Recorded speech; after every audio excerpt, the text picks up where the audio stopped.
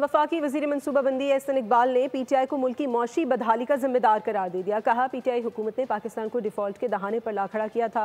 उनकी ना तजुर्बेकारी ना अहली लूट मार का खमियाजा मुल्क को भुगतना पड़ा। पीटीआई हुकूमत के 4 साल में मुल्क तबाही से दोचार हुआ। उन्होंने दावा किया कि पाकिस्तान इस वक्त मौशी बहाली के अमल से गुजर रहा है। शफाफियत मुस्लिम लीग नून की हुकूमत का तुर्रा इम्तियाज़ है। पंजाब में आज हर जगह तरक्की होती नज़र आ रही है।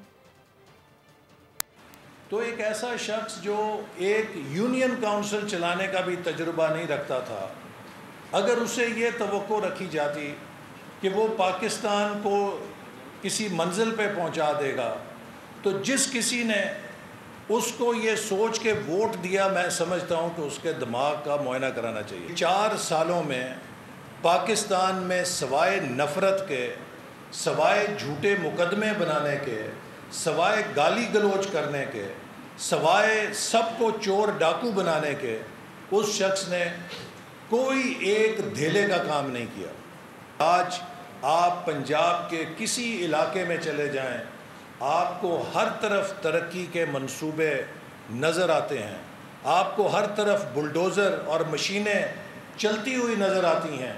कहीं सड़कें बन रही हैं, कहीं हस्पताल बन रहे हैं, कहीं तालीमी इदारे बन रहे हैं, और कहीं किसानों और मज़दूरों और अक़लियतों के लिए वेलफेयर के प्रोग्राम शुरू किए जा रहे हैं। सब्सक्राइब करें और बेल दबाएं ताकि कोई खबर रह न जाए।